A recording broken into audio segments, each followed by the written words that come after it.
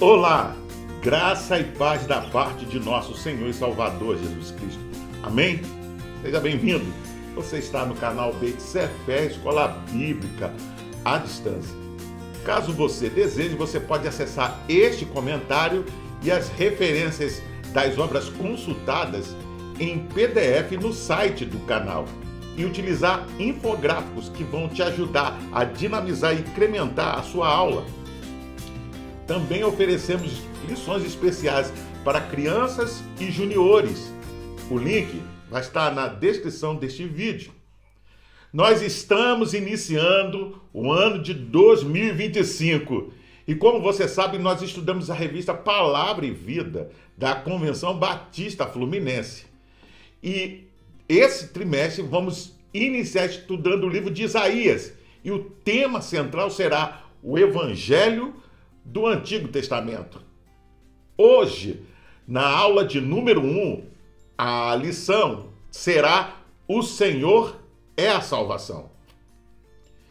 Isaías, cujo nome significa O Senhor Salvou, ou O Senhor é a Salvação, é um dos mais conhecidos profetas da Bíblia, sendo chamado inclusive de o Príncipe dos Profetas. Vários comentaristas, por conta da ênfase dada pelo profeta na graça e no amor de Deus, já chamaram o livro do Evangelho do Antigo Testamento. O texto relata que ele era filho de Amós, casado com uma profetisa e que tinha 2 filhos, cujos significados são o remanescente volverá e rápido desposo presa segura. Ao dar esses nomes aos seus filhos, Isaías estava mostrando sua fé no plano de Deus para o futuro de Israel. O nome do primeiro referia-se à forma como Deus preservaria o resto do povo que permanecesse fiel. O nome do segundo anunciava o rápido julgamento de Deus contra os inimigos de Israel. Para dar início ao nosso estudo, eu convido você a pegar a sua Bíblia e juntos podemos ler o texto que está em Isaías, capítulo 1, verso 1. Estas são as mensagens que Isaías, filho de Amós, recebeu de Deus nas visões que teve durante os reinos de Uzia, Jotão, Acás e Ezequias, reis de Judá. Nessas mensagens, Deus mostrou a ele o que iria acontecer a Judá e Jerusalém. O livro de Isaías é o primeiro dos livros proféticos na Bíblia hebraica. Segue-se o profeta Jeremias, Ezequiel e os 12 profetas menores. Segundo Beckham, o livro de Isaías faz parte dos chamados profetas maiores. Os escritos que levam seu nome estão entre os mais profundos de toda a literatura e sua profecia é incomparável no que diz respeito à excelência e distinção. Isaías, portanto, não encontra paralelos e se sobressai em relação aos outros profetas pela força da sua personalidade, sabedoria e habilidade de estadista, pelo poder da sua oratória e pela clareza de suas ideias. Seu ministério foi oportuno e de grande influência. Os últimos 40 anos do 8º século antes de Cristo produziram grandes homens. Veja, mas o maior de todos foi o profeta Isaías.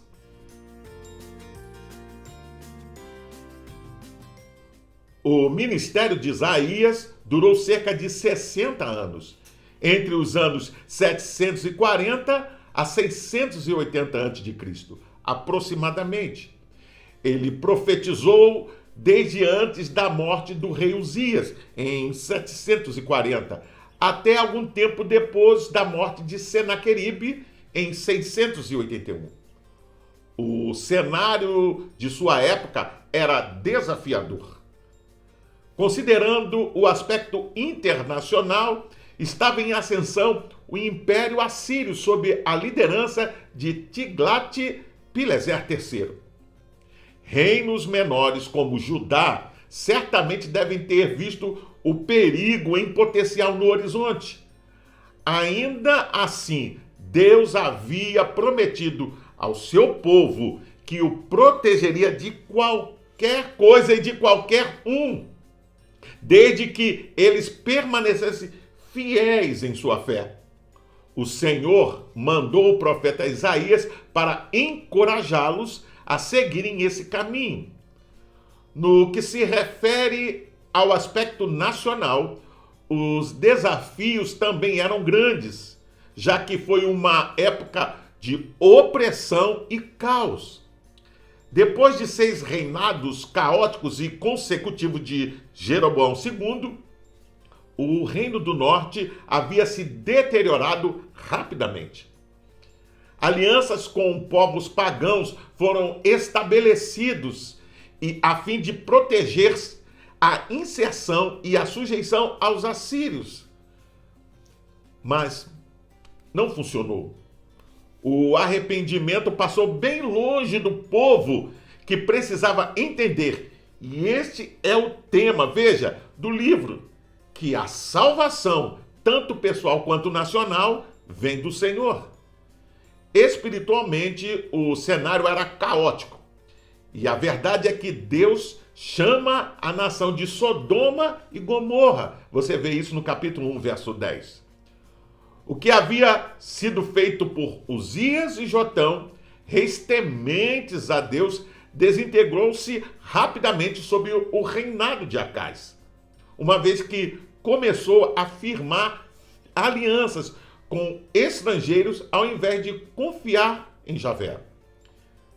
Tentando minimizar a ira dos deuses, sacrificou seu filho. Você pode ver em 2 Reis, capítulo 16, verso 1 a 4. Mas foi em vão. Ezequias subirá ao trono em 740 até 700 a.C. e iniciará um movimento de reforma. Você pode ver em 2 Crônicas, capítulo 29 até o 31, que surtirá, veja, efeito imediato, mas temporário. Antes de continuar, vamos ler a Bíblia em Isaías, capítulo 1, verso 2 ao 3. Ouvi, ó céus, e dá ouvidos tu, ó terra, porque o Senhor tem falado. Criei filhos e engrandeci-os, mas eles se rebelaram contra mim. O boi conhece o seu possuidor, e o jumento a manjedoura do seu dono, mas Israel não tem conhecimento, o meu povo não entende. Isaías é um exemplo clássico do profeta palaciano. Assim como Natã, você pode ver isso em 2 Samuel capítulo 12, Gade em 2 Samuel capítulo 24, do verso 11 ao 14, Jeremias também pode ser entendido como um profeta palaciano, você vê isso em Jeremias capítulo 21 até o 38, e o profeta Daniel. Essa expressão não aparece literalmente nas escrituras, mas é usada por estudiosos para descrever profetas que tinham acesso, veja, à corte real e interagiam diretamente com os reis. Como vimos acima, o contexto histórico e político em que Isaías desenvolveu seu ministério era desafiador e pode ser observado em vários textos do livro que leva o seu nome. Sua proximidade com o poder sugere que ele era uma figura respeitada na corte, atuando tanto como conselheiro quanto como crítico dos governantes. Isaías exerceu esse papel com reis como Acais, você pode ver isso em Isaías capítulo 7, Ezequias capítulo 37 até o 39, oferecendo orientação espiritual e advertências proféticas. Essa interação direta com a elite governante evidencia sua relevância no contexto político e religioso de Judá. No entanto, sua mensagem frequentemente desafiava os reis, denunciando injustiças e convocando a fidelidade a Deus. Ele não se limitava a apoiar as decisões políticas, mas buscava alinhar as ações dos líderes aos princípios de justiça e santidade estabelecidas por Deus. Esse comportamento reflete o papel mais amplo dos profetas bíblicos, frequentemente chamados para denunciar abusos de poder e restaurar a aliança entre Deus e o povo. Essa visão é amplamente corroborada por comentários bíblicos respeitados, como o comentário bíblico Brodman e o comentário bíblico de Matthew Henry.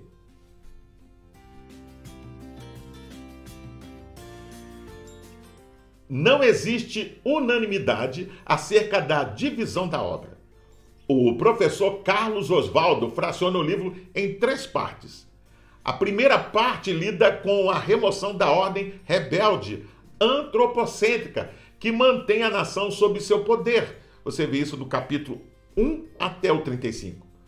A segunda parte serve como uma dobradiça histórica em torno da qual giram os temas de juízo e libertação, que aparecem ilustrados na experiência ambígua do rei Ezequias. Você vê isso do capítulo 36 até o 39.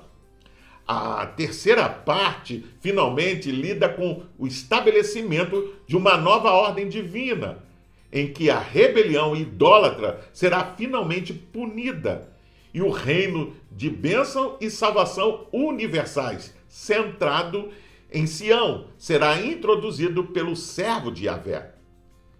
Isaltino Gomes apresenta a estrutura em 2 partes do professor Carl Jansen. A primeira se referindo às profecias de julgamento e condenação, que vai do capítulo 1 até o 39. A segunda, as profecias de compaixão e consolação, que vai do 40 até o 66. Essa divisão assemelha-se à apresentada por Ellison, sendo que ele fala em profecias de condenação, confirmação e consolação. O Dr. Thomas L. Constable, citando Bruce Waltke, sugere outra maneira de delinear o livro, que, segundo ele, é de acordo com os grupos de pessoas a quem Isaías aparentemente transmitiu as suas profecias. Primeiro, profecias ao povo dos dias de Isaías, seria os israelitas pré-exílicos, que vai do capítulo 1 até o 39. Segundo, profecias aos cativos na Babilônia, seriam os israelitas exilados, são os capítulos 40 ao 55. E terceiro, profecias para a comunidade da restauração, seriam os israelitas pós-exílicos, que vão do capítulo 56 até o 66. Oportuno destacar que as divisões ou esboços, ainda que sejam distintos, veja, em linhas gerais, revelam uma sequência lógica e crescente do livro, o que nos ajuda a entender o quadro amplo da obra e sua importância na mensagem central das Escrituras. Antes de continuar, vamos ler a Bíblia em Isaías, capítulo 2, verso 1 ao 2. Palavra que viu Isaías, filho de Amós, a respeito de Judá e de Jerusalém.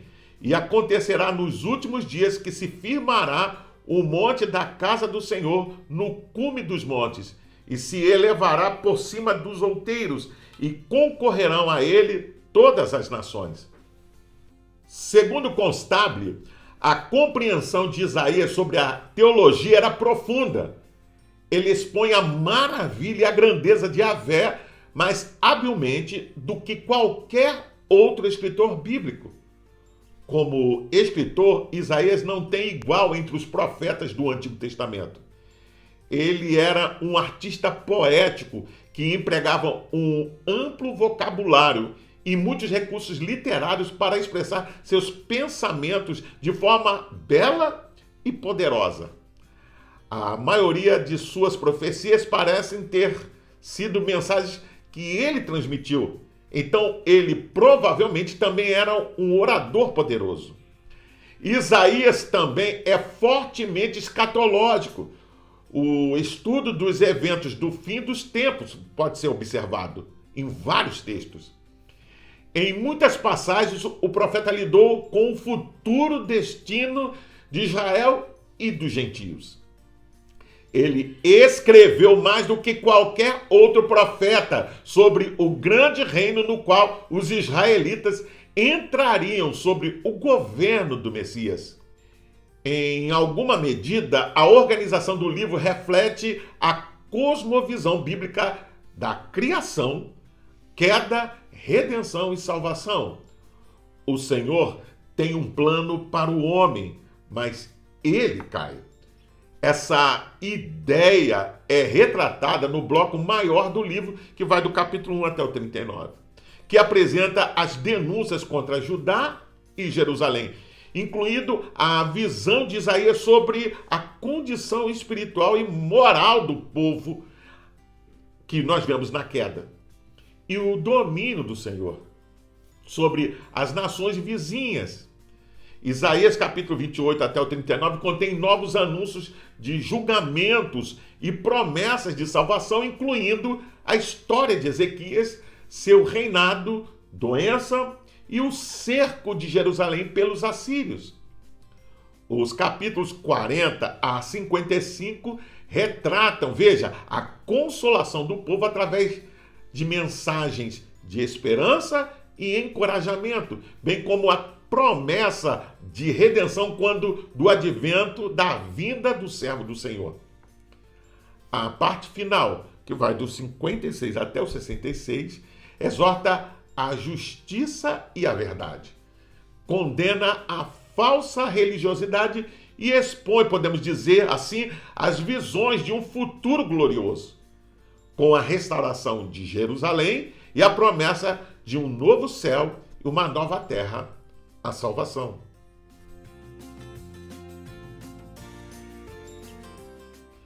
Considerando a literatura profética, Isaías é o mais abrangente em seu alcance teológico. Assim, abordaremos alguns dos temas que aparecem no livro. A soberania de Deus é evidente na obra. A visão que Isaías tinha da soberania de Deus moldou o seu ministério de forma dramática. Ele sabia, veja, que Deus controlava as nações e, portanto, ele profetizava com intrepidez que Deus iria tratar daquelas nações. Deus tinha o direito de governar sobre a sua criação da forma como fazia. Isaías 40 ao 66 desenvolve ainda mais a ideia de que Deus já havia provado sua soberania, primeiro ao enviar seu povo para o exílio e depois ao livrá-lo do cativeiro.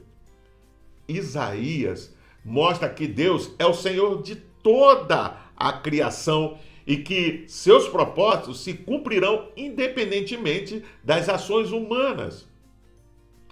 O tema servo aparece em vários momentos no texto e pode denotar um indivíduo israelita, a nação de Israel, o grupo remanescente ou o Messias.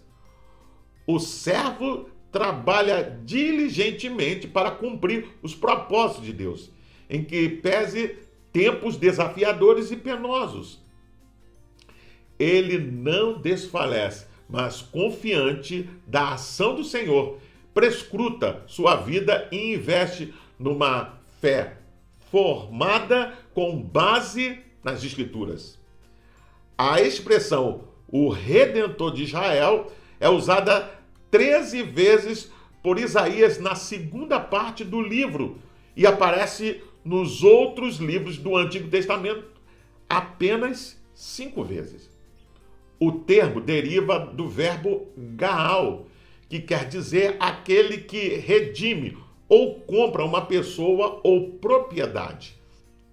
O uso dessa palavra, veja, em Isaías, refere-se principalmente à libertação de Israel como uma nação de refugiados, cegos e surdos, escravos de inimigos estrangeiros. Significa também redenção espiritual para os que se converteram. Temas como o nascimento virginal do Emanuel, a queda de Lúcifer, idolatria, o servo sofredor, retidão e justiça, dentre outros, são encontrados no livro e proporcionam muito conhecimento e aprofundamento bíblico. Antes de continuar, vamos ler a Bíblia em Isaías, capítulo 1, verso 4. Ai, nação pecadora, povo carregado de iniquidades, descendência de malfeitores, filhos corruptores, deixaram ao Senhor, blasfemaram o Santo de Israel, voltaram para trás. No entanto, segundo o comentário bíblico NVI do Antigo e Novo Testamento de F.F. Bruce, dois temas em particular servem para unir o livro. O primeiro é o tema da santidade de Deus, marcada indelevelmente na mente de Isaías no momento do seu chamado. Você pode ver isso em Isaías capítulo 6, verso 3. E lembrada com frequência por uma frase característica do seu livro, mas rara em outros livros da Bíblia: o Santo de Israel.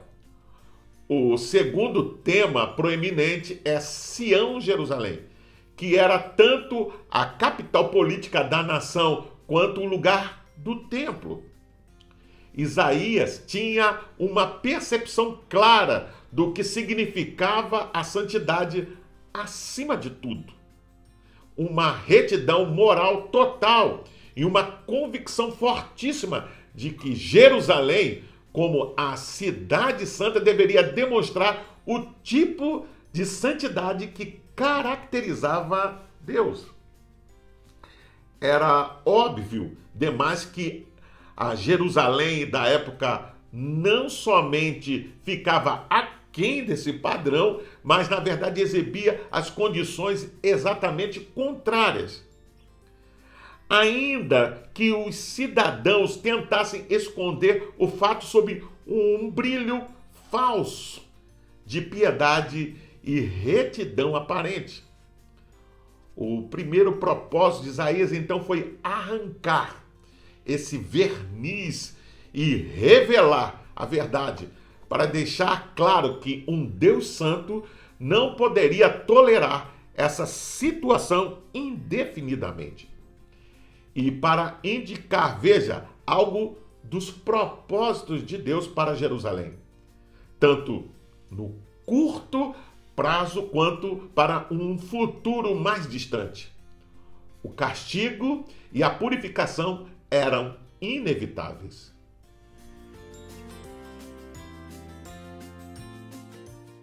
Por fim, segundo a Bíblia de Estudo Shed, Isaías é merecidamente conhecido como o profeta evangélico, visto que apresenta a mais completa e clara exposição do Evangelho de Jesus Cristo que se pode encontrar em qualquer porção do Antigo Testamento, sendo um tanto parecido com a Epístola aos Romanos no Novo Testamento.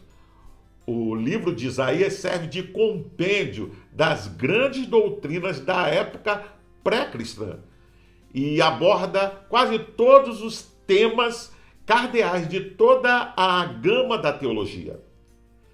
ênfase especial recai sobre a doutrina de Deus, em sua onipotência, onisciência e amor redentor, em contraste com os imaginários deuses dos pagãos adoradores de ídolos.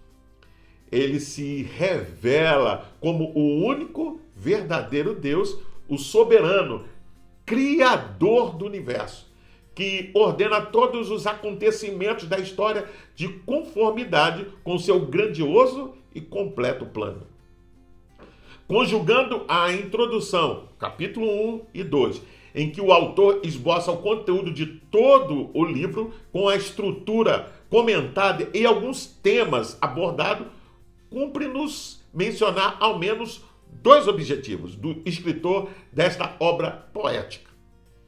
O primeiro refere-se à santidade do povo de Deus, face ao iminente julgamento devido à idolatria e às alianças seculares, Israel necessitava ser exortada para voltar aos caminhos do Senhor.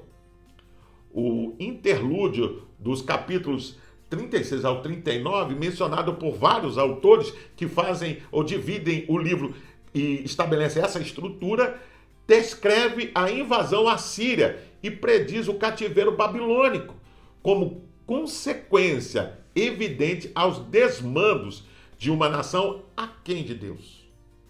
Somos orientados e advertidos nesse sentido, a busca por uma vida que agrada e converge para o Senhor. O segundo objetivo nos lembra do programa divino de libertação e redenção através da vida e obra do servo sofredor. Você vê isso no capítulo 52, verso 13, até o 53, verso 12. A cristologia em Isaías tem caráter messiânico, como em nenhum outro livro do Antigo Testamento. Muitas vezes é chamado de quinto evangelho, ou profeta evangélico, em razão da exacerbada, referência à pessoa, ao caráter e à obra do Messias. Eu finalizo perguntando: quais as lições podemos tirar do passado a fim de que não cometamos os mesmos erros e pecados hoje? De que maneira a cosmovisão bíblica da criação, queda, redenção e salvação, comentada na estrutura do livro, impacta a sua vida, história e lealdade ao Senhor? Quais reflexões essa cosmovisão lhe provoca e quais adequações de vida lhe desafia? Como você tem buscado progredir em santidade e o quanto esse crescimento tem refletido em sua vida pessoal? Eu convido você a fazer a leitura diária que vai de segunda até domingo, onde você vai encontrar diversos textos que vão te ajudar a entender e a compreender melhor essa lição. Você também pode baixar a revista Palavra e Vida da Convenção Batista Fluminense. Basta acessar o link que está na descrição desse vídeo e aí você baixa para o seu tablet, celular ou computador e não só vai poder rever essa lição, mas acompanhar futuras lições. Pois bem, eu sou o pastor Carlos Guerra e você está no canal Beit Sefer, Escola Bíblica à Distância. Hoje, na primeira lição do ano de 2025, quando vamos estar estudando o livro do profeta Isaías, a lição teve o seguinte tema: o Senhor é a salvação. Gostaria ainda de deixar uma palavra de recomendação àqueles que não participam de nenhuma igreja, que não frequentam nenhuma igreja cristã. Procure uma igreja que tenha compromisso genuíno com a palavra de Deus e faça uma visita. Sem dúvida você vai se sentir bem e vai ser bem recebido. Agora, se você gostou desse conteúdo, inscreva-se no canal. É rápido, é fácil, basta clicar aqui embaixo. Dá um gostei, faça um comentário dessa lição, deixe a sua opinião, mesmo que seja contrária a tudo aquilo que foi falado aqui. Pois toda vez que você participa, o YouTube entende que esse assunto é relevante para mais pessoas. Não esqueça de acionar o sininho para receber futuras notificações, porque semana que vem tem mais. E compartilhe com seus contatos nas suas redes sociais para que mais e mais pessoas tenham acesso a esse conteúdo. E assim você me ajuda a divulgar esse conteúdo. Você também pode assistir esse comentário no seu podcast preferido. Até o próximo encontro, nos vemos em breve. Fique na paz. Deus te abençoe.